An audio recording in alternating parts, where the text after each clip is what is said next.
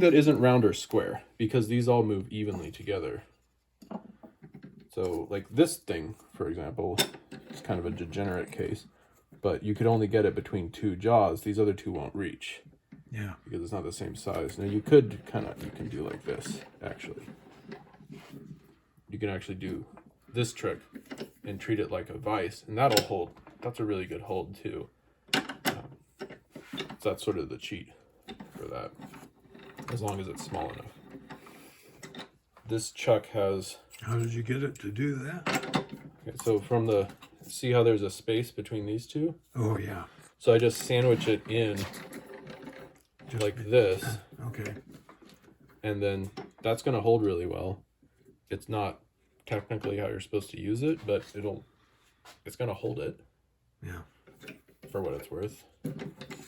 Something like this isn't good to start with turning, though, because you're trying to make something round out of it. So you're going to take away everything that's not symmetrical to get a tiny little round part out of this big piece. So you'd have a lot of waste.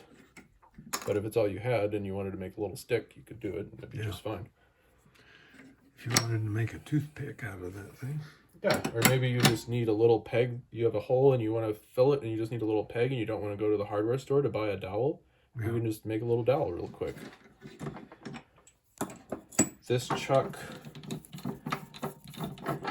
you can buy all sorts of different jaws to put on it. And the different jaws are for holding differently shaped things.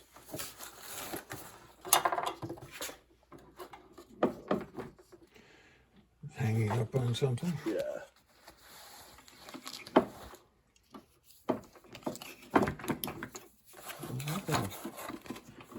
Visible. Is that just how far out they come? No, it comes out further. Oh, I see it.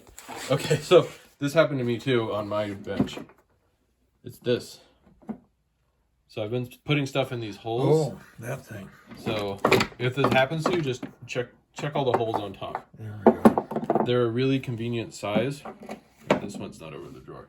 They're a really convenient size for sticking all these. This is called a Morse taper, for what that's worth. This particular shape is a Morse taper number 2, and it's a cone shape, and it fits in a cone hole. Okay, so this chuck, there's 2 sets of jaws for it. A couple more over here. Yeah, that one doesn't go all the way through. So I have 2 sets of jaws for it. This is the other of 2 sets of jaws. Yeah, so there's 1 set on it. And these are really good for, say, holding something round or square anywhere between this big that fits in there to the size they close down to, which is pretty small, to this small. So you could hold something pretty small in it. But you can also, it's good to remember that you can hold things the other way around too. Let's see if we have anything that'll fit over that hole. So like this fits slightly over that hole. You can hold something from the inside too with it by putting the jaws inside the hole and then opening them. And now it's held from the inside. So that's really useful. It's intended to do that, and that's why it has these serrations here. It's for added grip when you do that, so it can't pull off. Okay. And so you put those serrations inside that hole there. Yeah. To hold it just now. Yeah, you're just clamping it from the inside. Okay. It barely fits in there, but it does fit. Now it comes with this other set of jaws. There's just screws to take them off. Okay. Once they've been screwed down, they can get a little bit stuck on there sometimes. This one just popped off. If they are stuck, I'll just take this wrench and go and pry it off. It doesn't take much. And that wrench is for those. Yeah, it's just an Allen key. See, that one was a little stuck, so just pried it off. And they fit tightly because this thing is a very nice, precise fit for this groove here. Okay. they all have that sort of thing. And you'll use those same screws to hold the next piece. So these actually have 2 holes. Okay. So it's the same screws, but more of them. And there's more screws in the box. Oh, okay. Yeah. So they're just screws of a certain length. There's nothing especially different about them from other screws. And then likewise, this is just an Allen wrench. There's nothing special about it. Okay. You could use a different Allen wrench, but this is nice because there's a handle. And these jaws are very similar to the other jaws. They just let you open it up bigger. So you can see how these jaws are all the way in. They're as close to the end of the jaw as they can get, and it closes down pretty tightly. Whereas this jaw,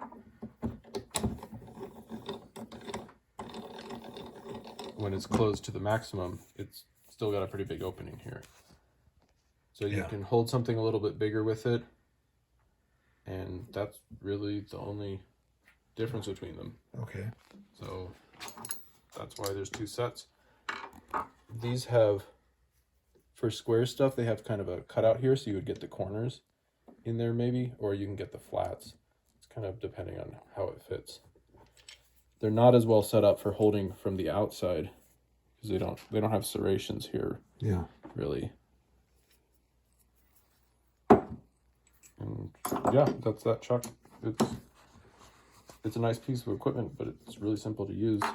Just swap these jaws off if you need to, and then obviously there's many other different types of jaws you can buy for this thing, and some for very specific purposes. These are kind of general purpose jaws. You can also buy jaws that are just pieces of plastic, and then you cut your own shape into them and use that to hold something specific to what you're doing.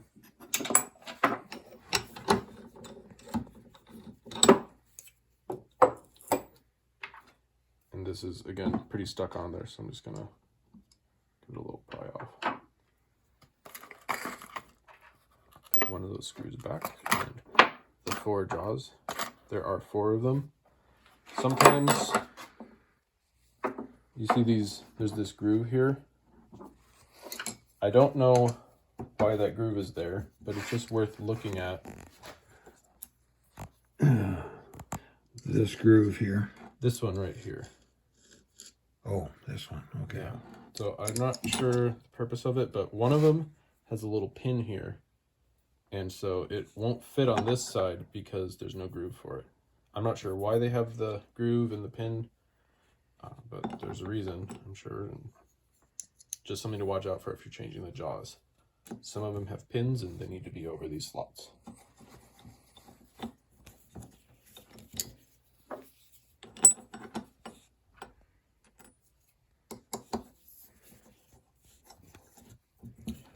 So this one must have a pin, huh?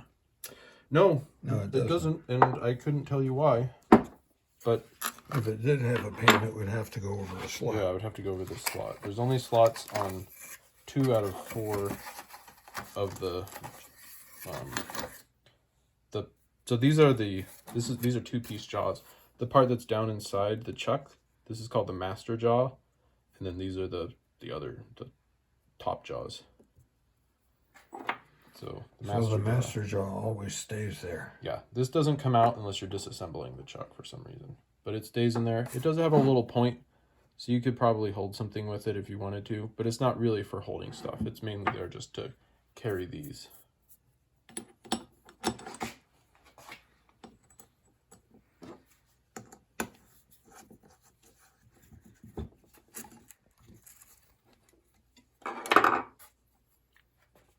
So it's chuck. The jaws. Other stuff that it came with. This is called a faceplate. You can see it's just a flat piece of metal with some holes in it. And if you have something you want to hold that the chuck won't hold, maybe you can find a way to screw it down to this. That's what it's for.